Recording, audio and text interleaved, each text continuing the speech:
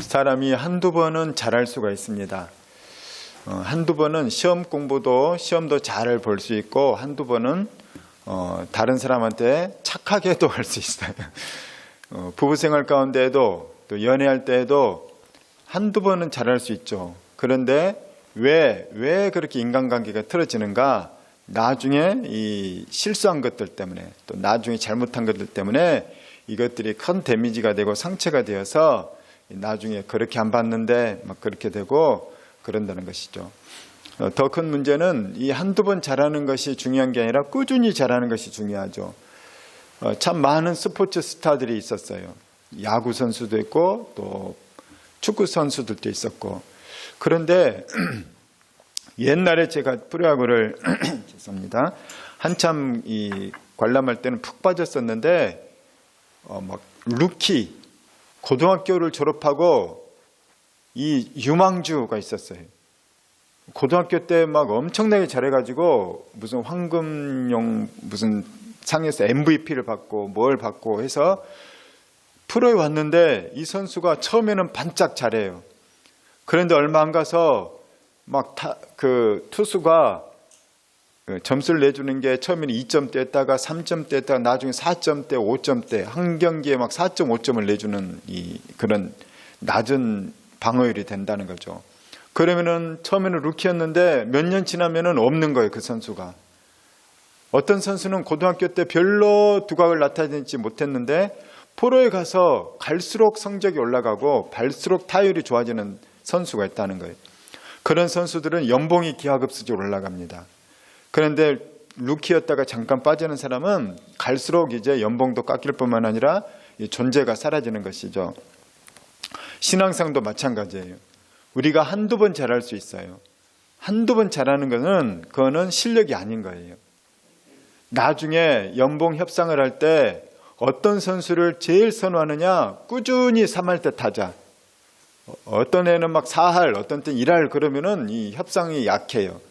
꾸준히 3할 때 타자. 꾸준히 3점대라도 꾸준히 유지하는 방어율, 투수는. 그러면 그런 선수는 아주 안정감 있게 감독들이 선호하는 거예요. 왜냐하면 그게 그 사람 실력이니까. 신앙생활도 우리가 꾸준히 잘해야지 한두 번 잘하고 잠깐 잘하고 그러다 말면은 그거는 내 실력이 아니라는 거죠. 그거는 잠깐 붐이 일어서 잠깐 분위기에 취해서 그런 사람은 나중에 후회해요.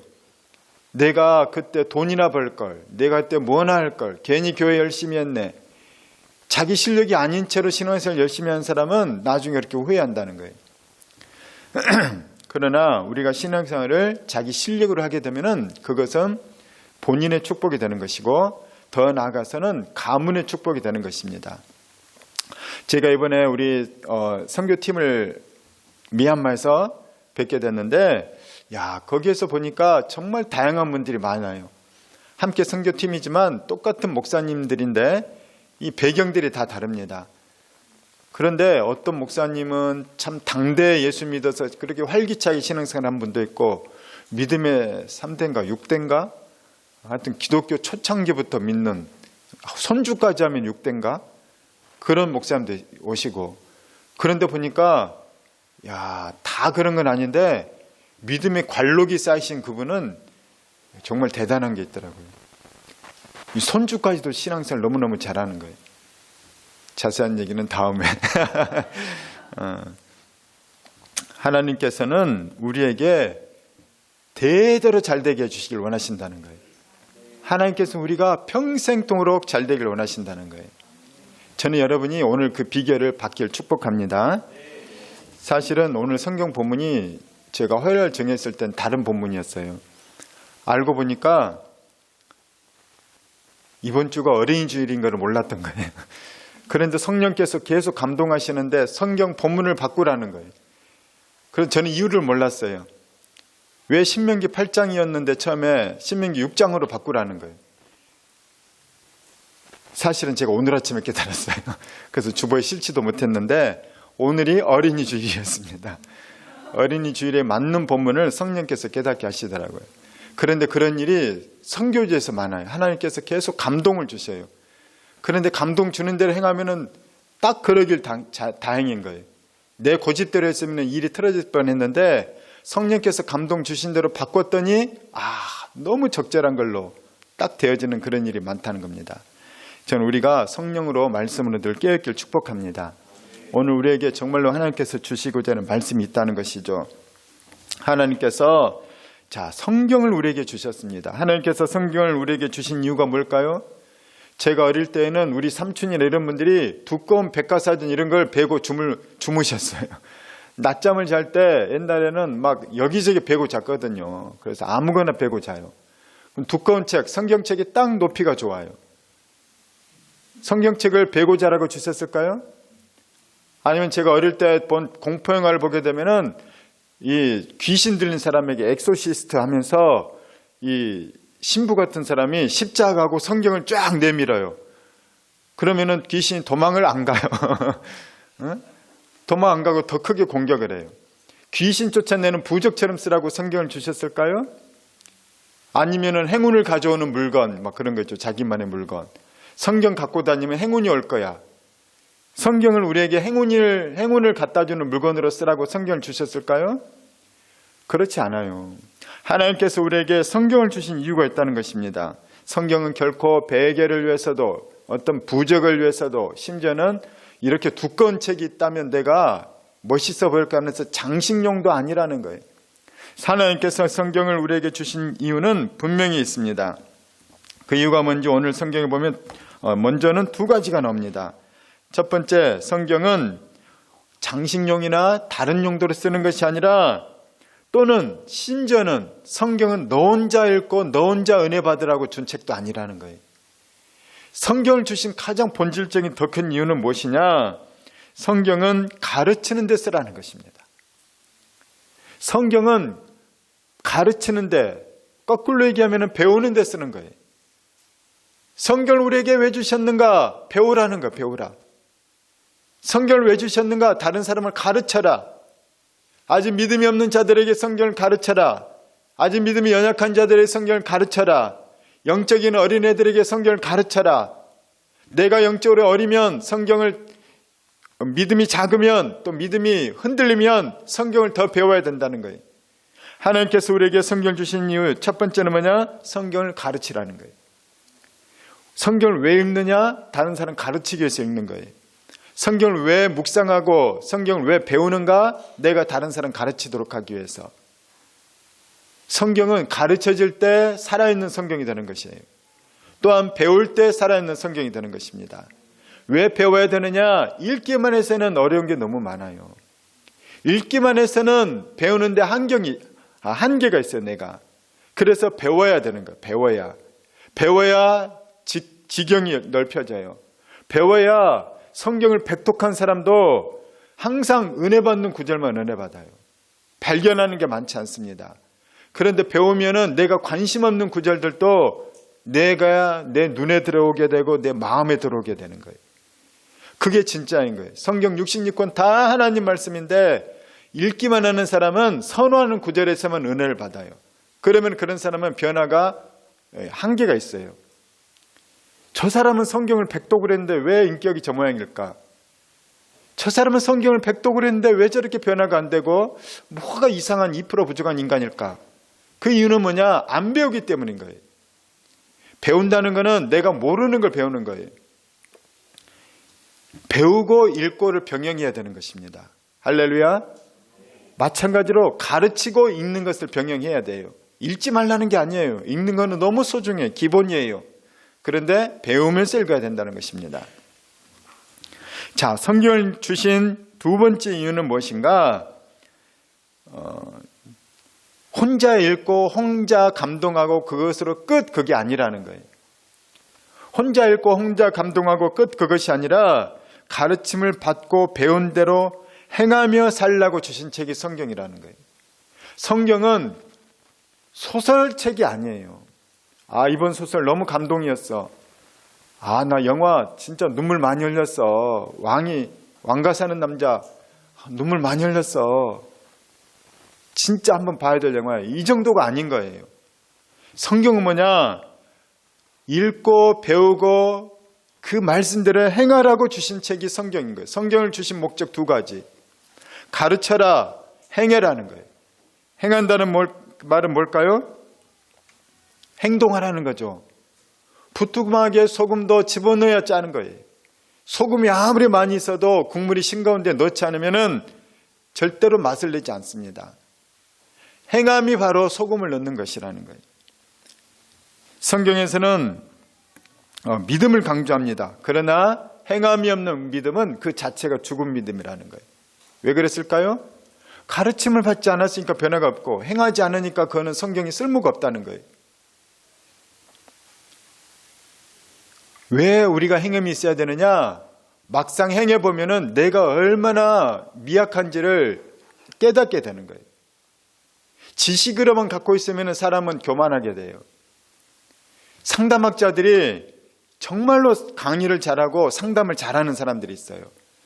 그런데 진실되게 친해진 뒤에 그 남편과는 어떻게 잘 지내세요? 자녀는 어떻게 가르친 대로 잘 돼요? 그럼 목사님 이론과 달라요. 이게 지식과 행하는 건 진짜 다른 거예요. 우리가 진짜로 겸손하려면 말씀을 행해봐야 돼요. 이렇게 살아보려고 막 발버둥을 쳐봐야 돼요. 행하려고 하는, 실천하려고 하는 노력이 없으면 자꾸 다른 사람 판단하고 정죄만 하게 돼요. 그러면 그것은 영적 교만이 들어와서 죄를 짓게 되는 것입니다. 그래서 마귀는 그래서 지식은 교만하게 해서 우리를 죄 짓게 해요. 심지어 성경을 많이 읽는 사람, 성경을 많이 아는 사람이 죄를 더 많이 짓는 거예요. 그들이 누구냐? 바리새인들이에요. 서기관들이에요. 그들은 성경을 갖고 있으면서 자기는 하나도 까딱도 하지 않는다는 것입니다. 그 예수님께 엄청난 질타를 받은 거죠. 아는 게 중요하지 않다. 성경은 행하라고 했다는 것입니다. 여러분, 행함이란 무엇일까요? 다른 말로 얘기하면 행함이란, 다른 표현으로 하면 변화인 것입니다. 변화. 율법주의를 얘기하는 게 아니라 변화된 삶을 얘기하는 것이에요. 전에는 내가 악하고 게으르게 살았다면 이제는 착하고 충성되게 사는 거예요. 전에는 내가 이기적으로 살았다면 이제는 내가 하나님을 사랑하고 이웃을 사랑하며 사는 거예요. 이게 변화인 거예요. 전에는 내가 육신을 따라 살고 육신을 따라 죽었다면 이제는 영적으로 사는 거예요. 전에는 나만 위해서 살았다면 이제 하나님의 나라와 그의 의를 위해서 사는 것. 이것이 변화인 것입니다. 전에는 내가 내 감정만 중요하고 내 생각, 내 판단만 중요했다면 이제는 타인을 배려하고 다른 사람과 더불어 살아갈 수 있고 다른 사람을 살리는 그런 사람으로 변화되는 거예요. 옛날엔 내가 말로 죽이고 눈빛으로 죽였다면 이제는 말로 살리고 눈빛으로 살리는 거예요. 할렐루야. 이것이 변화인 거예요. 그리스도인이 이렇게 변화가 되어야 세상에 가서도 그리스도의 향기가 되고 하나님의 영광이 드러나는 것인데, 말씀을 지식으로만, 교만의 도구로만 쓰게 되면 나는 뛰어난다고 착각했는데, 나는 말씀 많이 아니까, 나는 성경도 많이 읽었으니까, 나는 믿음이 이렇게 뛰어나. 그런데 다른 사람이 볼 때는, 세상 사람뿐만 아니라 심지어 그리스도인들이 볼 때는 당신 너무 비호감이에요. 당신 그렇게 예수 믿으면 나도 예수 안 믿고 싶어요. 그렇게 본다는 거예요. 저는 우리가 변화되길 축원합니다. 변화될 때 하나님의 영광이 드러난다는 것입니다. 우리 자신이 성경으로 변화될 때 성경은 하나님께서 주신 목적이 성취된다는 것이죠. 자, 우리 6장 1절 다시 한번 읽겠습니다. 시작. 이는 곧 너희 하나님 여호와께서 너희에게 가르치라고 명령하신 명령과 규례와 법도라. 너희가 건너가서 차지할 땅에서 행할 것이니. 성경을 왜 주셨다고요? 가르치라고 주셨다는 거예요. 왜 주셨다고요? 약속의 땅에 가서 이렇게 행하라는 거예요. 이렇게 살라는 거예요. 옛날 이집트에서, 애굽에서 살던 것처럼 살면 안 돼요. 애굽과 달리 살아야 돼요.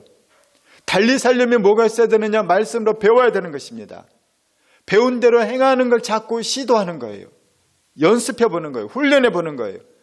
그럴 때 내가 배우고 행하는 것까지도 바뀌는 거예요.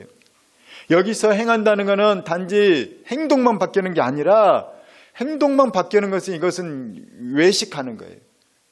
남 앞에서만 그런 척하는 거, 이거는 바뀐 게 아닌 거예요. 바뀌는 게 뭐냐? 첫 번째는 성품이 바뀌어야 되는 거예요. 성품이. 성경에서 성품이 바뀌어요. 마음과 성품을 다해서 하나님을 사랑하라는 거예요. 마음이 바뀌고 성품이 바뀌는 거예요. 먼저 바뀌어야 될 게 뭐냐? 마음과 성품인 거예요. 전에는 날카롭고 막 공격적이고 뭐 부정적이고 비난조하고 이런 성품이었고 이런 마음이었다면 그걸 막 갈아엎어야 돼요. 먼저는 성품이 변화되기를 여러분이 기도하시고 말씀 읽을 때에도 내가 어떻게 말씀으로 내 성품을 변화시킬까? 개성을 변화시키는 게 아니라 성품을 변화시키는 거예요. 부정적이고 비난하고 남 탓하고 이런 성격이 아니라 나태하고 그런 성격이 아니라 솔선수범하고 부지런하고 그다음에 긍정적이고 축복의 말을 많이 하고 다른 사람을 시기 질투하는 게 아니라 다른 사람 잘 되면 진심으로 기뻐해주고 이런 성품으로 바꾸는 거예요. 할렐루야. 먼저 성품이 바뀌면 말과 행동이 자연적으로 바뀌게 돼 있어요. 그런데 인간이기 때문에 부족한 게 있는 거예요. 그래서 다른 사람 보면서 다른 사람이 또 지적해주면 내가 이런 단점이 있어요. 나도 모르게 그런 말을 자꾸 쓰네요. 우리 안 좋은 습관이 뭐냐? 우리 제자훈련에서도 얘기했지만 당신은 맨날 그래. 당신은 항상 그래. 이런 말 쓰면 안 되는 거예요. 근데 우리가 무의식적으로 쓰거든요. 그거는 왜 쓰면 안 되냐? 상대방 인격을 모욕하는 말이기 때문에. 그런 존재라는 거예요. 항상 맨날 그렇다면 너는 그런 사람이라는 거예요. 인격을 공격하면 안 되고 행동을 지적해야 돼요. 행동을 할 때, 밥 먹을 때 이렇게 쩝쩝거리면 다른 사람이 좀 불쾌하니까 쩝쩝거리는 소리 안 냈으면 좋겠어. 그래서 성품이 온유하고 성품이 겸손한 사람은 고마워요 그러는 거예요. 그런데 성품이 그런 사람 막 화를 내요. 내가 언제 쩝쩝거렸다고. 너는 더 크게 그러더라. 이렇게 이제 공격을 당하는 거죠. 그래서 먼저는 내가 성품이 변화되는 사람은 계속 발전을 해요. 자기 성장이 일어나요. 그래서 그런 사람은 갈수록 호감이 되는 거예요. 다른 사람이 차 한잔 하고 싶어요. 우리 모 집사님 막 사람이 자꾸 끓는데 붙는데 성품이 변화되니까 막 가까이 있고 싶어지는 거예요. 근데 나이를 먹어도 막 싫은 사람이 있거든요. 어리지만 매력적인 사람이 있고. 왜냐? 말씀으로 변화된 사람, 성품이 변화된 사람은 매력적인 거예요. 할렐루야. 자, 행함이란 바로 그래서 변화되는 건데 그 변화가 하나님께서 우리에게 말씀으로 이렇게 변화되기를 원하신다는 거죠. 행함이 얼마나 중요한지 이것은 뭐 구약이야 그러지 말라는 거예요. 예수님이 강조하신 거예요.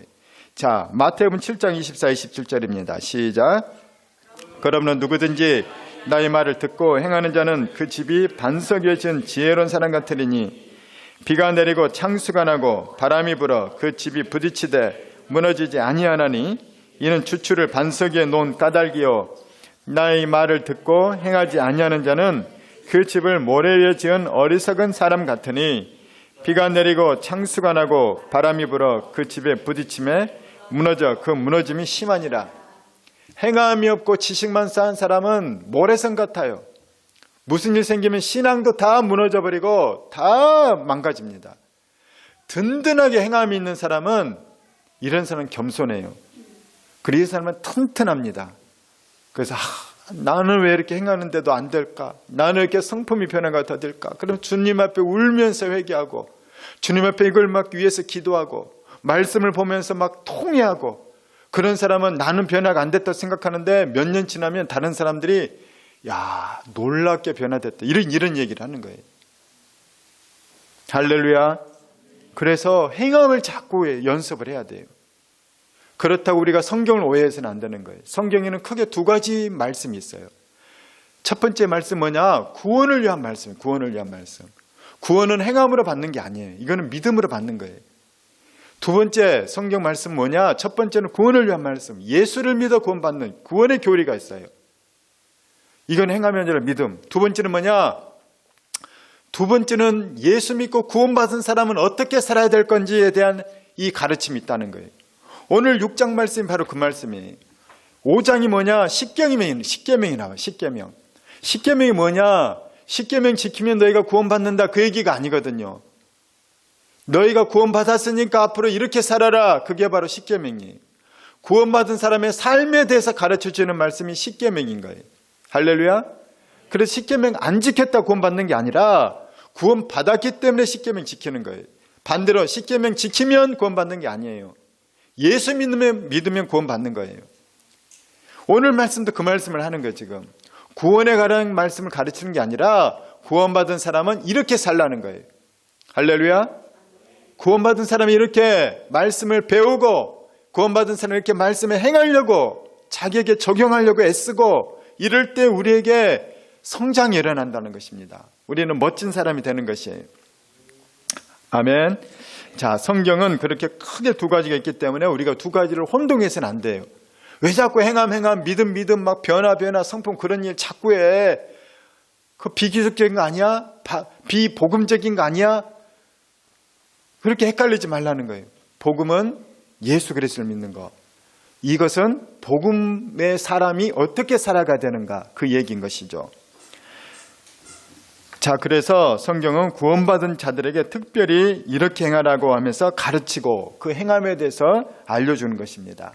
그럴 때 그리스도인이 그리스도인의 복을 받는 것이에요. 이제 첫 번째 복은 예수 믿을 때 천국 가는 복이 있어요. 하나님은 그 복만 주는 게 아니에요. 어떤 사람은 나는 천국 가는 거 하나만이라도 감지덕지예요. 그런 사람들도 귀한 믿음이죠. 나는 그 복음, 그 은혜 하나 갖고 선교사도 가고 세상에 가서 빛과 소금이 되기도 하고 그게 제일 큰 거예요. 구원받은 거 하나만 갖고도 나는 죽을 수도 있어요.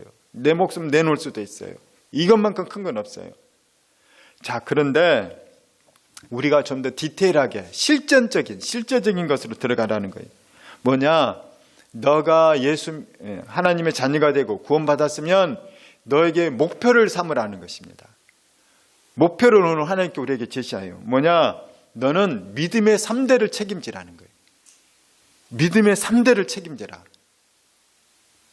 너와 내 자녀들과 심지어 내 자녀의 자녀까지 너는 책임져라는 거예요. 내 아들도 마찬가지예요. 그럼 내 아들도 너와 내 아들과 내 아들의 또 아들까지 책임져라. 우리 손자도 마찬가지예요. 손자에게 너와 내 아들과 내 아들의 아들딸까지도 책임져라. 오늘 하나님께서 이렇게 얘기한다는 거예요. 그 책임지는 길이 뭔가 부지런히 가르치고 행함으로 변화된 삶을 살라는 거예요. 우리 할아버지 너무 매력적이야. 우리 할머니 참 훌륭하셔. 나도 우리 할머니처럼 살고 싶어. 할머니는 늘 성경을 강조하셨지. 말씀대로 살려고 애쓰셨지. 할머니는 늘 기도에 힘쓰셨지. 할머니는 늘 감사가 넘쳤어. 아, 우리 할머니가 건강하고 복되고 우리 할머니가 매력적인 이유가 바로 그거였구나. 우리 할아버지가 매력적이고 훌륭한 이유가 이웃에게도 존경받는 이유가 그거였구나. 우리 할아버지는 늘 말씀을 배웠고 또 다른 사람을 위해서 가르쳤고 중보기도 했고 말씀을 어떻게 해서든지 본인의 삶에 적용하려고 했었고 그런 모습이 있었기 때문에 그렇게 훌륭한 분이었구나. 우리 아버지도 그런 분이었고 우리 어머니도 그런 분이었구나. 이게 전수가 돼야 된다는 거예요. 그게 바로 믿음의 3대가 책임지는 그런 것이라는 거죠.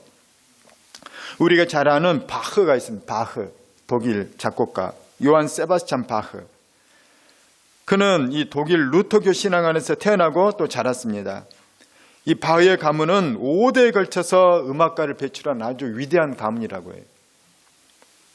바흐 자신은 모든 악보 첫 페이지에 뭐라고 썼냐면 제수주바, 독일말로 제수주바, 모든 악보의 첫 구절에 맨 위에 뭐라고 제수주바. 이게 무슨 뜻이냐면 예수여 도우소서라는 거예요. 나는 작곡에 능력이 없습니다. 영감 주시옵소서. 나는 못해요. 주님이 힘 주시옵소서. 여러분들도 일하기 전에 그렇게 하기를 축복합니다. 제수주바, 예수여 도우소서. 공부하기 전에도 그렇게 하세요. 공부하기 전에 예수주바, 예수님 도와주세요. 운전하기 전에도. 여러분, 대한민국에서 제일 운전 잘하는 사람 몇 대인지 아세요? 몇십 대인지 아세요? 50대가 운전 제일 잘해요. 저예요. 30대나 20대는 좀 이게 막 약간 사고율도 높고 60대 넘어가면 이제 운동신경이 좀 그러고 50대가 제일 잘한대요. 근데 저는 절대 운전 잘한다고 생각하지 않아요. 왜냐하면 순간이기 때문에. 운전하기 전에 항상 기도해요. 주님, 저는 운전 못해요. 저는 시야도 잘 깜빡깜빡하고 가끔씩 졸리기도 하고 안 볼 때도 있고 내가 아무리 잘해도 뒷차가 들이받을 수도 있고 옆차가 들이받을 수 있고, 주님 저는 운전 못해요. 천군천사 보내 지켜주세요. 주님이 인도해 주세요. 그걸 빼먹을 때마다 자꾸 접촉사고도 나고 많이는 안 났지만 30년 동안 딱 3번 났는데 진짜로 기도 안 할 때였더라고요. 항상 주님 예수여 도우소서. 무슨 일을 하든지, 여러분이 누구에게 훈계를 할 때도, 자녀에게 훈계할 때도 마찬가지예요. 예수여 도우소서. 나는 자녀 훈계 못해요. 그러나 훈계를 해야만 돼요. 어떻게 할까요? 어떤 말 할까요? 여러분이 회사 다니면 직장 상사에게 할 말이 있어요. 부모님에게 조심스럽게 건넬 말이 있어요. 그럴 때도 제수 주바 하면서 예수님 도와주세요. 제가 옛날에 우리 아버지가 변화되기 전에, 우리 아버지 63세 예수 믿으셨는데 그 전에 우리 어머니를 너무 괴롭게 하는 거예요. 밤새 술 약주 드시고 막 한 말도 하고 한 말도, 어머니 잠도 못 주면서 막 괴롭히. 제가 그때 예수 믿고 청년 때 어떻게 하나님께서 지혜를 주시더래요. 아버지가 약주 드시면 제정신이 아니시잖아요.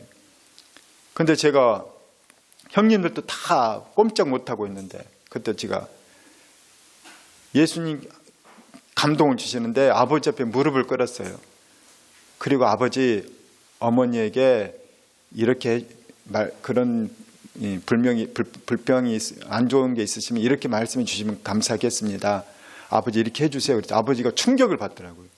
약주를 취했고 술이 취하셨는데, 제가 무릎 꿇고 이렇게 얘기했더니, 공손하게 그러나 단호하게 얘기했더니 아버지가 충격을 받고 바로 멈추시더라고요. 그러니까 하나님께 여러분이 제수 주바하세요. 이게 제 지혜가 아니에요. 하나님께 주신 것이 능력이 있는 거예요. 여러분이 인간적인 말로, 인간적인 혈기로 하면 능력 없고 오히려 역효과가 나요. 아무리 옳은 말, 좋은 말도 역효과가 나는 거예요. 할렐루야. 그래서 제수 주바, 이 바가 했던 것처럼 예수님 도와주세요. 세계적인 아직도 사랑받는 작곡들이 이렇게 나온다는 것입니다. 바흐는 자기만 예수 잘 믿는 게 아니라 자기 자녀들도 훌륭한 신앙인이요 훌륭한 음악가들이었어요. 바흐는 처음에만 제수 주바 쓰는 것이 아니라 마지막에도 그렇게 쓴 거예요. 주님 예수님 도와주세요 하고 나서 마지막 작곡을 완성을 해요. 그러면 맨 마지막, 처음에는 제수 주바하고 마지막에는 뭐라고 썼느냐, 작곡이 딱 끝나면 악보의 끝에다가 솔리 데오 글로리아, 오직 하나님께 영광. 이거는 내 이름으로 작곡이 됐지만 내게 아니라는 거예요. 이것이 이렇게 위대한 작곡인 걸 본인이 알잖아요. 얼마나 훌륭한 작품인 걸. 야, 이렇게 멋진 작품이라니 감탄하면서 이건 하나님께 올려드리는 작품이라는 거예요. 그래서 솔리 데오 글로리아, 오직 하나님께 영광, 그러면서 마무리에다 그렇게 써놨다는 거예요. 바로 이 바하의 신앙이 대를 이어 가서 그의 아들 비렐렘 프리드만, 또 손자 칼 필리프 엠마누엘, 계속해서 위대한 이 가문이 됐다는 것입니다. 반대로 하나님 앞에 말씀은 잘 가르쳤는데 행함이 따르지 않은 성경 인물이 있어요. 누굴까요? 대표적인 인물. 말씀은 아주 말은 너무너무 잘해. 근데 행함이 안 따라. 그래서 그 후대부터 망하기 시작해요. 안 되기 시작해. 솔로몬이 잠언 진짜 탁월하고 전도서, 인생을 해탈한 사람. 그런데 본인은 정작 1000명의 후궁들을 맞이해서 후궁들을 위해서 궁전을 지어줬을 뿐만 아니라 후궁들을 위한 우상들까지 막 갖다 놓게 하고 심지어 자기도 가서 우상 숭배를 해요.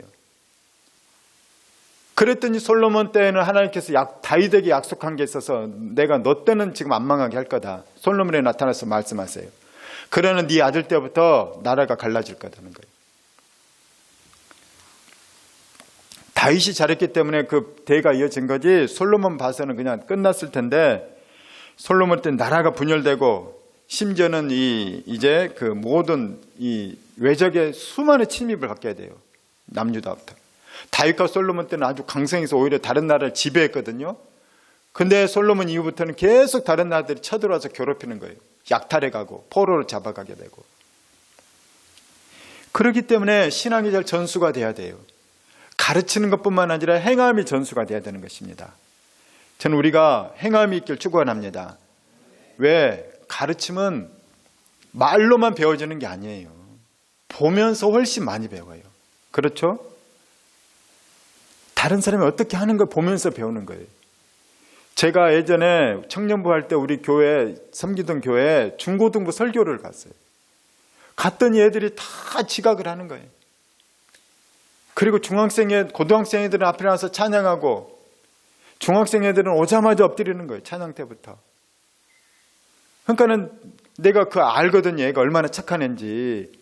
근데 걔도 오자마자 엎드리는 거예요. 왜 엎드릴까요? 다른 애들이 엎드리니까 지도 따라 엎드려요. 고개 들고 있으면 나만 잘난 척하나? 뭐 그럴까 싶어서 얘가 더 그럴 수도 있고 피곤하니까 그럴 수도 있고. 그런데 다른 사람이 예배 잘 드리면은 그 모습 보면서 이제 예배 잘 드려요. 청년부 때는 이제 제정신이잖아요. 중2 때는 제정신이 아니고 중학교 때는 제정신이 아니다가 고등학교 때 좀 제정신 차리다가 청년 때는 제정신이 돌아와요. 그때 이제 다른 형들 막 누나들이 뜨겁게 찬양하는 모습 보면서 애들도 막 같이 박수하면서 또 열심히 예배 드리는 거예요. 그래서 옆에서 어떻게 예배 드리냐. 그런데 어떤 교회들은 중고등학교 때부터 막 눈빛이 살아있는 교회들도 있어요. 왜? 잘 가르쳤고 잘 본을 보였기 때문인 거예요. 선배들이 그 다른 친구들이 영적으로 깨어나서 어떻게 예배드리는지를 보는 거예요. 그러니까는 피곤하고 졸고 막 그런데 막 같이 일어나니까 같이 일어나게 되고 같이 뜨겁게 통성 기도하니까 같이 통성 기도하고 보면서 배운다는 거예요. 우리는 변화된 내가 다른 사람의 본이 되길 주의 이름으로 축원합니다. 그래서 샘플이 줘야 돼요. 샘플이 좋으면 그 뒤에 또 좋게 나오는 거고 샘플이 안 좋으면 뒤에 또 아무리 해도 안 좋은 것이 나온다는 거예요.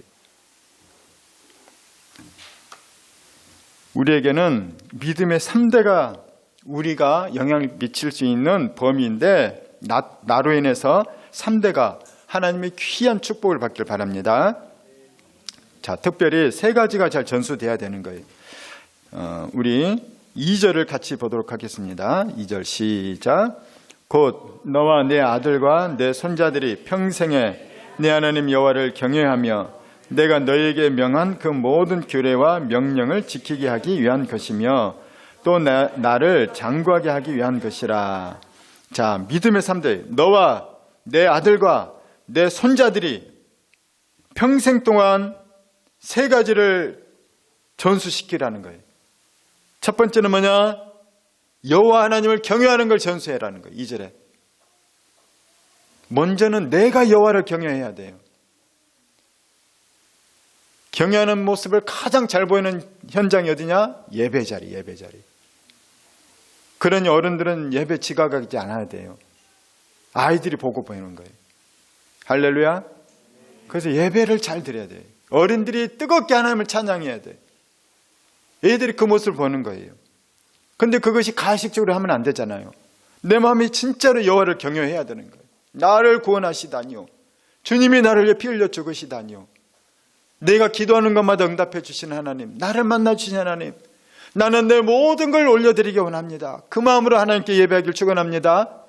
그런 찬양을 올려드리길 바라요. 요즘 우리 찬양팀들이 기도를 하다 보니까 찬양팀은 활력이 넘쳐요. 그런데 여기 가다가 멈추는 것 같아요. 뒤로 가다가. 끝까지 가길 축원합니다. 같이 영적인 이 활력이 우리가 솟아나서 경외하는 마음으로 하나님께 예배하십시오. 그 마음에 그 경외함이 있으면 예배뿐만 아니라 삶의 모든 자리에, 모든 현장에 하나님의 경외함이 드러나게 되는 거예요. 자, 첫 번째는 여호와를 경외하는 것. 2절에 보니까 여호와를 경외하는 것이 전수돼야 되고, 두 번째는 뭐냐? 하나님 말씀을 지켜 행하는 것이 전수돼야 되는 거예요. 야, 우리 아빠는, 우리 엄마는 말씀의 사람이야. 내가 우리 엄마 아빠 봤더니 진짜 말씀대로 살려고 무지하게 애쓰더라. 참 존경스러워.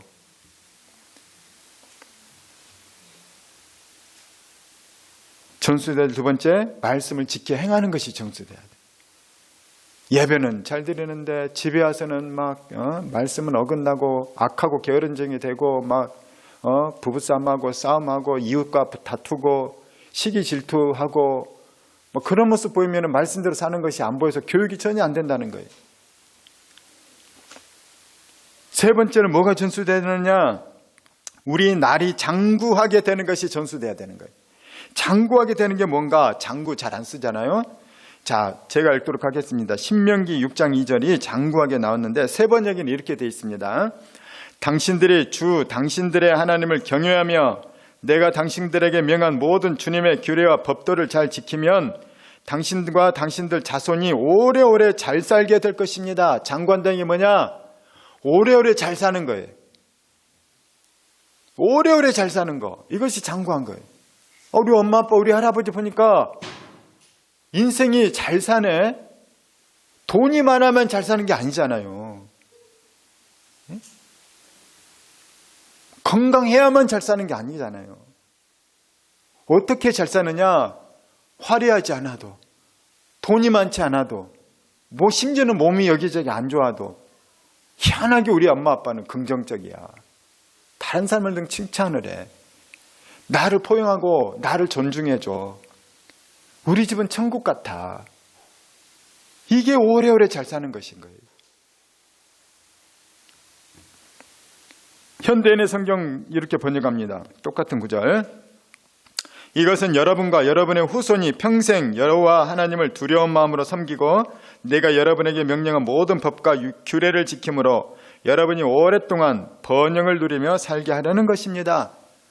세 가지가 전수되기를 여러분이 기도하십시오. 오랫동안 번영을 누리며 사는 거예요.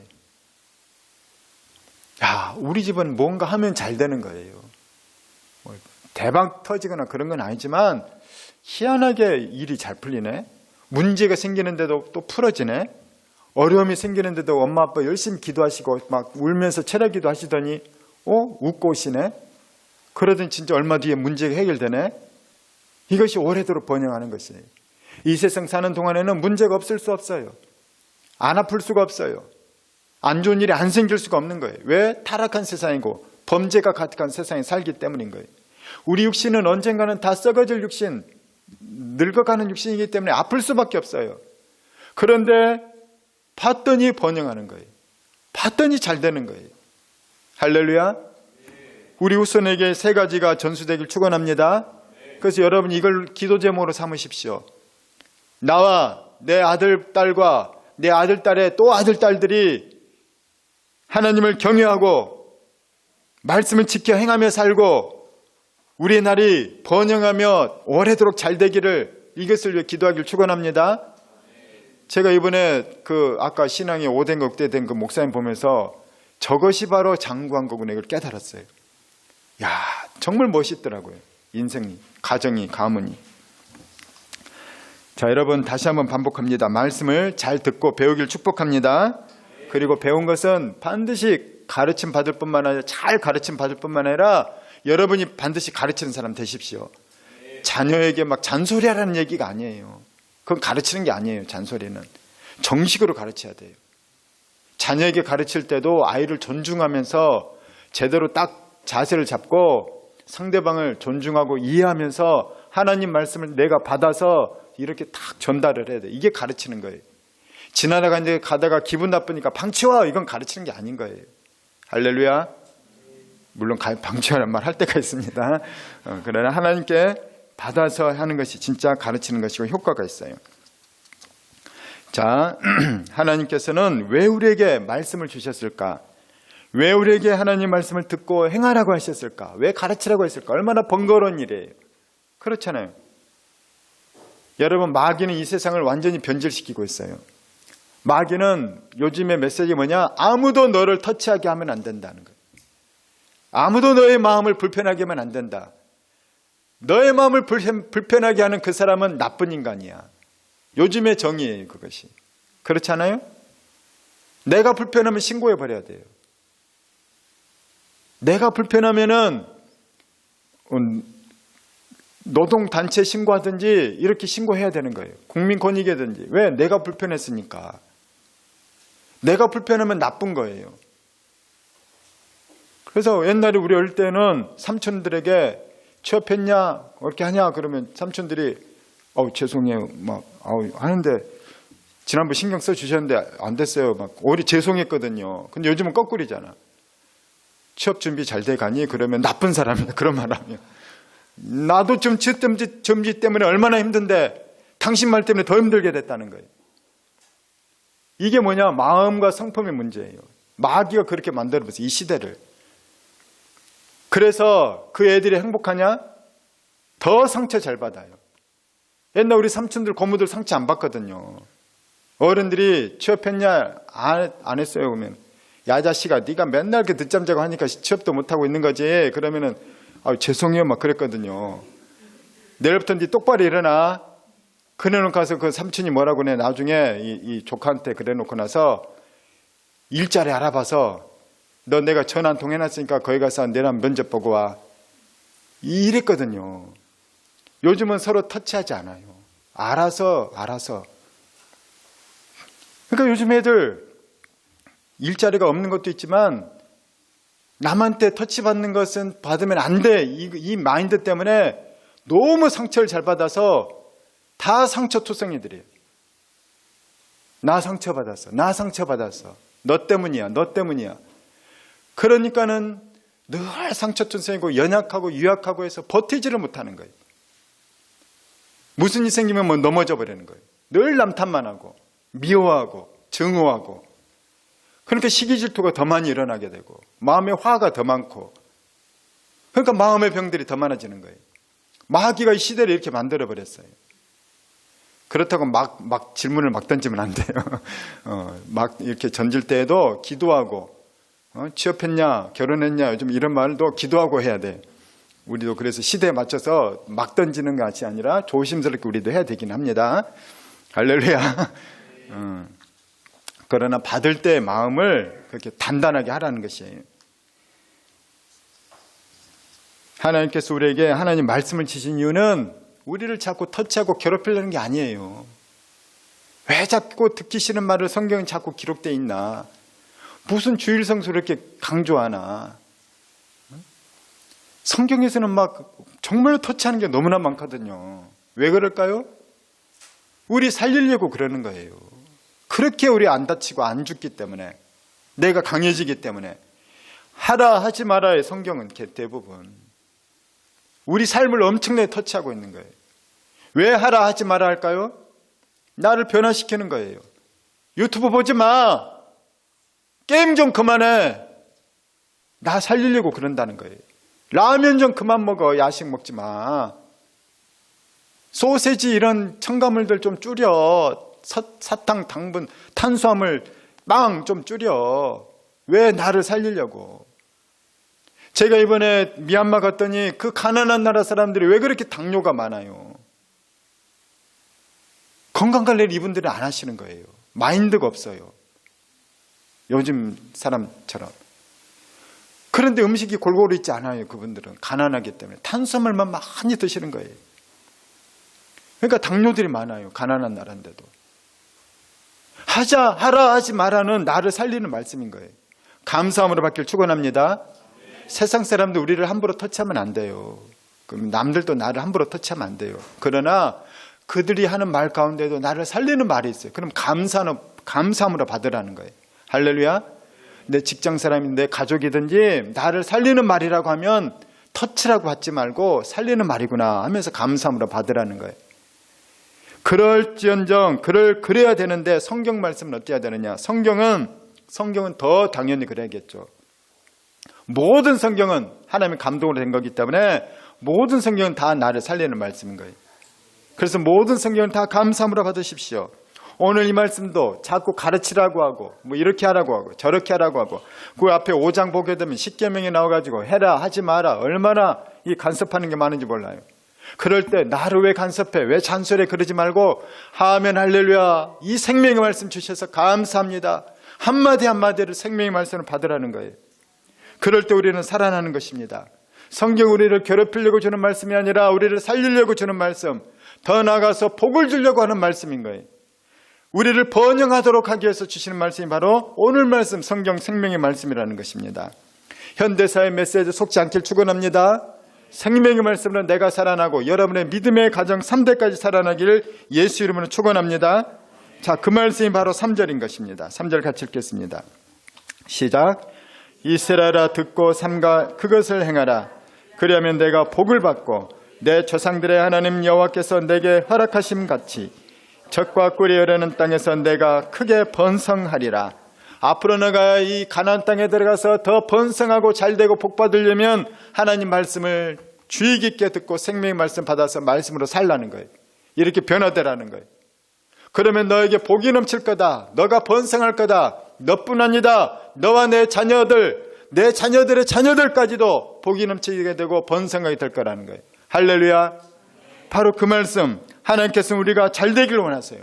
그 잘 되는 걸 한두 번 잘 되는 게 아니라 평생 잘 되고 복되기를 원하신다는 거예요. 우리 2절을 다시 보십시오. 곧 너와 내 아들과 내 손자들이 평생에 잘 되고 복되도록 하기 위해서 어떻게 되느냐? 평생 배워야 돼요. 평생 하나님을 경외해야 돼요. 신앙이 왔다 갔다 하지 않길 축복합니다. 평생 하나님을 경외하는 마음만큼은 잃지 마십시오. 평생 말씀을 경외하는 마음만큼 잃지 말고 말씀대로 내가 변화되려는 시력은 그 시도와 그 노력만큼은 절대로 변질되지 마시길 예수의 이름으로 축원합니다.